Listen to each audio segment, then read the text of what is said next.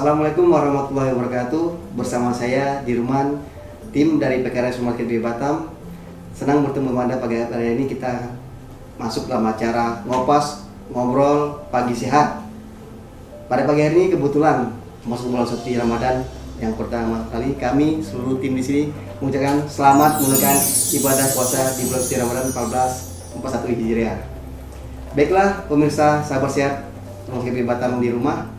Pada pagi hari ini kita mengambil tema bersatu melawan corona. Dan pada pagi hari ini kita sudah kedatangan narasumber kita yang cantik nih. Yang pertama Dr. Erna, spesialis patologi klinik. Apa kabar, Dok? Alhamdulillah baik, Pak Dirman. Ya. Narasumber kita yang kedua adalah Ibu Nur Haida Simamata. Ini adalah IPTN Rumah Sakit Batam. Apa kabar, Bu Nur Haida? Alhamdulillah sehat-sehat. Ya. Senang bertemu dengan sahabat sehat Rumah Sakit Batam. Dengan Anda menyaksikan acara ini, Anda tahu bisa buka wawasan mana sih informasi yang benar. Bersama kita ini sudah ada Dr. Elina. Dr. Elina akan mengupas tuntas apa yang perlu kita ketahui di masyarakat ini. Oh ya, Dok, sekarang banyak dilema atau kepanikan terjadi masyarakat tentang COVID-19 ini, tentang corona ini, Dok. Sehingga banyak permintaan dari masyarakat berbondong-bondong ramai itu ke rumah sakit minta diperiksa corona istilahnya. Padahal periksa corona itu mungkin ada aturannya ya, Dok. Banyak pemeriksaan yang bisa lakukan di corona. Dan pemerintah sudah mengumumkan ada dua jenis pemeriksaan yang sekarang booming, ada rapid test dan PCR. Sebenarnya apa sih, Dok, yang perlu dijelaskan masalah rapid test dan PCR ini yang mungkin bisa diterima di kalangan masyarakat, Dok? Silakan, Dokter. Terima kasih sebelumnya kepada kami memberi kesempatan untuk menjelaskan ya tentang PCR dan rapid test, apa perbedaannya. Jadi PCR itu adalah suatu metode saat ini merupakan metode baku emas untuk mendeteksi virus corona ya. Sementara kalau rapid test itu hanya merupakan pemeriksaan yang simple, cepat, juga namanya rapid ya, hanya mendeteksi antibodi imunoglobulin N dan imunoglobulin G yang dimana antibodi itu belum tentu muncul ya. Muncul itu karena ini ada antibodi, tentu tergantung dari respon imunologi individu masing-masing. Jadi tetap apapun di luar sana ingin memeriksakan antibodi atau disebut rapid test, tetap di bawah pengawasan supervisi atau atas instruksi dokter ya. Oh, berarti tidak boleh kita individu melakukan keputusan sendiri, tidak. Gitu. Karena rapid test itu hanya bersifat screening. Ya. Jadi hanya bersifat screening yang harus dikonfirmasi juga dengan PCR tadi, metode molekuler ya. Metode molekuler mana itu lebih akurat untuk menjamin apakah benar-benar pasien itu terinfeksi virus corona. Jadi tidak boleh karena hanya bersifat screening, karena apabila terjadi negatif itu belum tentu negatif, banyak akan mungkin negatif palsu, maka diperlukan pengulangan rapid test. Kalau untuk PCR ini, Dok, gimana? Kalau PCR itu adalah untuk saat ini dia merupakan konfirmasi yang baku emasnya, istilahnya gold standard untuk menentukan apakah seseorang terkonfirmasi COVID-19 atau bukan. Karena metode pemeriksaannya adalah menggunakan metode polymerase chain reaction. Sebenarnya itu namanya swab test, tapi PCR itu adalah metodenya. Jadi yang diperiksa adalah asam nukleatnya. Jadi tingkat akurasinya dibanding rapid test jauh. Ya. Jadi ada beberapa metode yang dalam penentuan virus ya. Yang pertama mungkin yang paling baik itu adalah kultur biarkan kuman. Tetapi itu memakan waktu yang lama dan biaya yang tinggi. Yang kedua adalah metode tadi PCR, polymerase chain reaction. Yang diperiksa adalah RNA-nya, nukleat, asam nukleatnya. Yang ketiga adalah antigen. Yang keempat baru antibodi. Nah, untuk dua pemeriksaan ini apakah sudah bisa dilakukan di rumah sakit kita ini, Dok, di Batam ini? PCR belum, tapi rencana kedepannya mungkin rumah sakit BP Batam gitu. akan ada PCR. Oh, ya. Ya, beralih ke Bu Raida nih, Bu Raida. Ini juga orang panik nih, orang ramai untuk mencegah COVID-19 ini. Kadang-kala orang dulu sempat terjadi penyemprotan, fogging macam-macam, sehingga di TV banyak. Terus keluar himbauan pemerintah bahwa itu fogging atau penyemprotan itu dilarang pada manusia karena bisa menyebabkan berbagai macam hal ya. Sebenarnya apa sih yang harus sebenarnya masyarakat harus kerjakan, lakukan ya, untuk mencegah COVID-19 ini di rumah atau di masyarakat sendiri? Apa yang harus dilakukan? Silakan Bu Nurhaydah. Ya, seperti kita ketahui bersama, penularan COVID-19 ini kan dari droplet dan kontak. Droplet itu terjadi ketika orang yang terinfeksi batuk dan bersin. Jadi caranya apa? Berarti batuk dan bersinnya kita tutup supaya tidak nyiprat kemana-mana. Caranya adalah dengan menggunakan masker.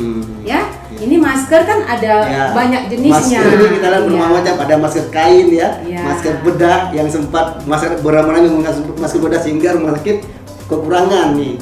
Dan ada masker-masker yang mungkin terbuat dari gas-gas apa yang untuk minum gas. Sebenarnya masker yang cocok bagi masyarakat kita ini masker jenis apa dan kira-kira terbuat dari bahan apa yang bagusnya, Bu Nurhaydah? Ya, masker itu ada beberapa jenis. Ada masker kain, ya seperti ini, masker kain. Ada masker bedah. Untuk masyarakat hanya dua ini saja, masker kain dan masker bedah. Kapan kita menggunakan masker kain? Masker kain digunakan oleh orang sehat. Sekarang kan pemerintah melakukan gerakan menggunakan masker semuanya, ya. Jadi cukup masker kain pada orang yang sehat, ya. Jadi kalau kita keluar rumah kita harus menggunakan masker kain. Masker ini sebaiknya terbuat dari kain yang menyerap gitu ya, yang lembut, jadi nyaman dipakai di wajah. Nah, kelebihan masker kain ini dia bisa dicuci ulang, bisa dipakai ulang. Kelemahannya daya saringnya tidak terlalu baik. Kalau dia bilang mencuci ulang, berapa lama kita harus mencuci ulang? Apakah setiap hari kita mencuci ulang atau ada waktu tertentu harus kita mencuci ulang? Ya. Kita mencuci masker ini, kita memakainya paling lama 6 jam. Atau kalau kita lihat ada yang kotor, kemudian sudah terasa basah dan lembab di wajah kita, ini sebaiknya kita ganti. Jadi tidak kita pakai terus-menerus dari pagi sampai malam. Nah, jadi, katanya tuh ada juga masker yang bisa timbal balik, itu gimana tuh Bu Nurhaydah? Kadang-kadang bagian dalam keluar itu bisa nggak ada gunakan itu? Oh itu ya. Nah, ini namanya ini masker bedah, ya. Ini masker bedah sudah didesain. Ini ada bagiannya, ada tulangnya di atas untuk membentuk wajah, kemudian lipatannya mengarah ke bawah, sehingga ketika ada partikel yang terbang dan menyangkut di permukaan masker, tidak akan menyangkut di lipatannya. Tapi kalau kita buat seperti ini, dia kalau ada partikel debu, dia akan nyangkut di lipatannya. Jadi sesuai bentuknya, kita menggunakan masker, nih ya, tulangnya di bagian atas. Kita sebelumnya harus ingat cuci tangan sebelum memakai masker, ya. Cuci tangan, kemudian kita pasangkan. Setelah kita pasangkan, tarik dan tarik. Pas bentuknya harus dipastikan bentuk hidungnya, ya, supaya silnya ini merapat. Nih, nah dia, kemudian kita tarik. Nah, kita tes apakah ini udara dari kita bisa keluar ke orang atau orang dari luar tidak kita hirup. Kita tiup. Nah, saya kan pakai kacamata nih. Kacamata saya tidak berembun, berarti ini sudah bagus pemasangannya. Nah, kalau yang tidak pakai kacamata. Tapi kalau tidak pakai kacamata, kita tiup, terasa ada udaranya. Nah, itu berarti ada kebocoran. Jadi kita harus memperbaiki bentuknya lagi sehingga dia menempel dengan baik. Sehingga masker ini benar-benar berfungsi. Jadi masker ini sudah dibuat banyak yang berwarna itu berada di depan ya Bu Nurhaydah, dan lipatan itu mengarah ke bawah ya. Ya, itu sahabat sehat, kita sudah banyak ilmu dapat dari masker ya. Dan mungkin ini juga dikasih tahu ya, ini masker tidak boleh dipakai ulang. Ya, tidak bisa dicuci. Karena ketika dicuci, dia fungsinya akan berubah. Nah, ini kalau dibilang tidak bisa pakai ulang, dicuci, bagaimana kita mau pakai masker, mau makan nih Bu Nurhaydah, kan masker harus buka. Nah, gimana cara yang harus kita lakukan agar masker ini aman lah untuk kita pakai kembali? Apakah kita mau nyimpan di kantong atau gimana, Bu Nurhaydah? Ya, ini mungkin pesan kami ketika kita menggunakan masker. Sebelum kita menggunakan masker, pastikan kita tidak akan membuka ulang-ulang lagi. Jadi kita harus pastikan berarti kita harus minum dulu ya. Karena kita membuka masker kan karena kita mau makan dan minum. Jadi sebelum kita menggunakan masker, kita pastikan kita sudah makan, sudah minum. Jadi kan tidak mendesak sekali ya kalau kita harus makan misalnya tiap 1 jam atau minum tiap 1 jam kan bisa ya. Jadi mungkin kalau tidak ada yang terpaksa sekali, masker ini tidak boleh dibuka tutup karena ketika kita buka tutup ini akan mengkontaminasi lingkungan di sekitarnya. Ya, sudah jelas sahabat sehat, banyak ilmu yang kita dapat, informasi yang baik dari apa yang disampaikan oleh Bu Nurhaida. Mungkin Pak Dirman sekali lagi mengingatkan ini masker dipakai buat tenaga kesehatan dan orang sakit. Orang sakit di rumah menggunakan masker ini. Tidak menggunakan masker kain. Jangan menggunakan masker kain ya. Orang sakit dan tenaga kesehatan. Ya. Oh ya, kita beralih lagi ke Dr. Erlina nih. Rapid test negatif, apakah itu membuktikan pasien sudah terinfeksi atau bebas corona? Gitu, dari rapid test tadi. Seperti yang saya katakan tadi ya, rapid test itu harus di bawah supervisi karena banyak kelemahannya bisa menyebabkan negatif palsu ataupun positif palsu. Kenapa dibilang positif palsu? Apabila misalnya rapid test positif ya, tetap harus dikonfirmasi dengan PCR yang untuk memastikan pasien terinfeksi atau tidak. Jadi rapid test ini harus digandeng sama PCR? Tetap harus digandeng PCR karena itu positif palsu, karena mungkin positif itu bisa cross reaksi dengan virus-virus yang lain atau virus yang menyerupai corona tersebut. Kemudian kalau negatif itu harus dikonfirmasi ulang setelah 10 hari. 10 hari ya? Karena masa inkubasi, karena pada saat pengambilan darah ketika itu mungkin antibodi belum terbentuk.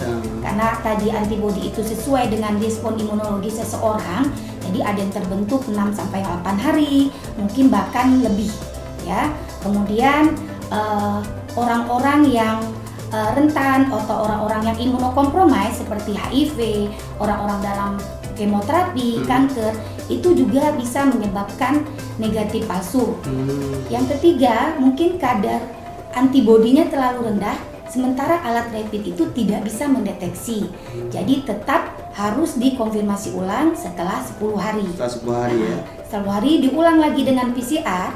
Apabila PCR nanti negatif, itu baru benar-benar pasien tidak terinfeksi virus corona. Bukan berarti sakit tapi bukan virus corona, bisa sakit yang lain ya.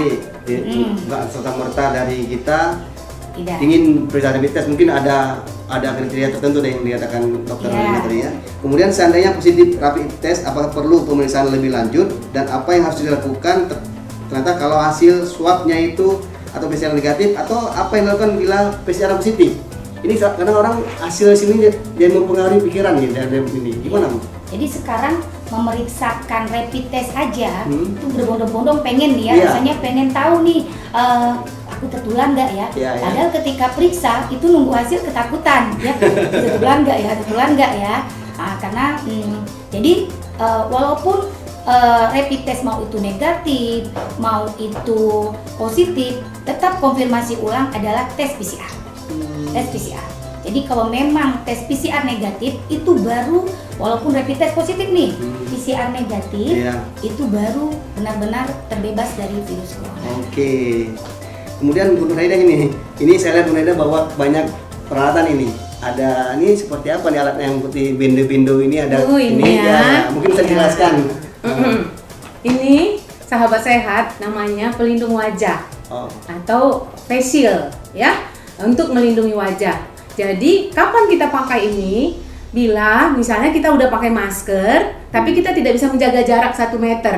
Kan dibilang kan jarak 1 meter. Jadi ketika kita juga menggunakan masker kain, kemudian kita mungkin ada keperluan yang tidak bisa kita tunda berhubungan dengan orang, jaraknya kurang dari 1 meter, ini bagus dipakai. Jadi jadi bisa alternatif ya? Ini iya. Jadi ketika ada orang batuk Ada droplet itu dia cuman nyangkutnya di permukaan ini. Iya. Jadi kita tidak tertular. Tadi droplet tadi ya, virus apapun itu. Nih ya. Tapi ingat kalau kita menggunakan ini, ingat juga kebersihannya. Selesai dipakai, kita harus bersihkan dari dalam dulu. Boleh menggunakan sabun atau deterjen ataupun alkohol, ya. Iya. Jadi ini bila kita tidak bisa menjaga jarak 1 meter, kita gunakan. Kemudian tadi Bu Nadia pernah mengatakan bahwa saya itu cuci tangan. Selalu tadi ada 3 kali menyampaikan cuci tangan. Langkah-langkah apa yang benar atau bagaimana sih sebenarnya cara melakukan cuci tangan yang benar, yang baik dan benar ya? Iya. Tidak sembarangan. Mungkin orang cuci tangan ya biasa aja. Yang baik dan benar sehingga sahabat sehat bisa paham.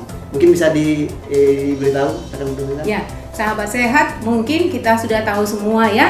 Ada 6 langkah melakukan kebersihan tangan atau cuci tangan sesuai dengan standar WHO. Yang intinya seluruh dari tangan ini bisa kita bersihkan, ya. Jadi kita bisa mencuci tangan menggunakan cairan yang berbasis alkohol atau juga sabun. Untuk sabun tidak harus sabun antiseptik, bisa menggunakan sabun apa aja yang ada di rumah. Karena lemak-lemak di virus itu akan hancur oleh sabun. Jadi nggak usah khawatir harus beli sabun yang mengandung antiseptik, tidak ya. Sabun apapun yang ada di rumah boleh dilakukan ya. Mungkin kita akan mencuci tangan Ya. karena ini waktunya Mungkin, sebentar ya. Coba Cuman mungkin 20 bisa ya. diperhatikan, Kalau kita diperhatikan, menggunakan sahabat sehat. alkohol, kita semprotkan. Ya. Kemudian kita akan gosok ya permukaan tangannya. Ini ya, Ya. mungkin ya. Kemudian punggung tangan. Ya, punggung tangan, sela-sela jari, mengunci, kemudian jempolnya, jempol, ujung jari. Ini kita lakukan bila alkohol 20 sampai 30 detik, kalau sabun 40 sampai 60 detik. Kalau kita lakukan dengan baik dan benar, ini kuman-kuman akan mati yang akan di tangan kita. Ya, luar biasa. Baiklah, sahabat sehat. Banyak obrolan kita di pagi hari yang bermanfaat untuk kesehatan. Mungkin untuk sesi ini saya minta nanti dari Dr. Elina bisa memberi saran atau memberikan pesannya untuk apa sih yang bisa memotivasi daripada tim medis atau perawat ini dalam menghadapi COVID-19 di fasilitas pelayanan. Mungkin bisa sampaikan, silakan. Hari ini kita mulai cemas jangan berlebihan, Ya. karena cemas berlebihan dapat menimbulkan stres, ya, terhadap corona dapat menimbulkan stres sehingga stres bisa mendatangkan penyakit. Tetapi jangan lengah, tetap selalu waspada, PHBS, perilaku hidup sehat bersih, dan jangan lupa cuci tangan. Tetap cuci tangan Ya. ya. Terakhir nih, untuk sesi ini, saya mudah-mudahan memberikan pesan ke masyarakat lah nih. Apa yang harus yang bermanfaat, kakak tadi mudah-mudahan mungkin bisa silakan. Ya, untuk sahabat sehat dimanapun berada, pesan dari kami adalah ikuti apa yang sudah dianjurkan pemerintah, gunakan masker, rajin melakukan cuci tangan, dan stay at home, ya. Jadi Dan berusaha juga kita ini kan Ya. ya, jarak jauh ya. ya, stay at jadi home. seluruh- Kalau terpaksa jaga jarak. Jarak, ya. Kemudian juga jangan lupa selalu menjaga kebersihan. Iya. Dan jangan stres bila tidak bisa mengelola melihat berita-berita di TV, tidak usah dilihat. Bahagia selalu itu bisa mencegah kita tertular virus corona. Jadi suasana hati senang, Ya. yang itu membantu daya tahan tubuh kita Ya. menjadi fit ya. Baiklah sahabat sehat sekalian yang berada di rumah, terima kasih atas perhatian Anda. Saya Dirman dan tim kreatif PKRS Makin Batam. Kita pamit dulu, kita akan ketemu lagi di minggu depan. Salam dari saya.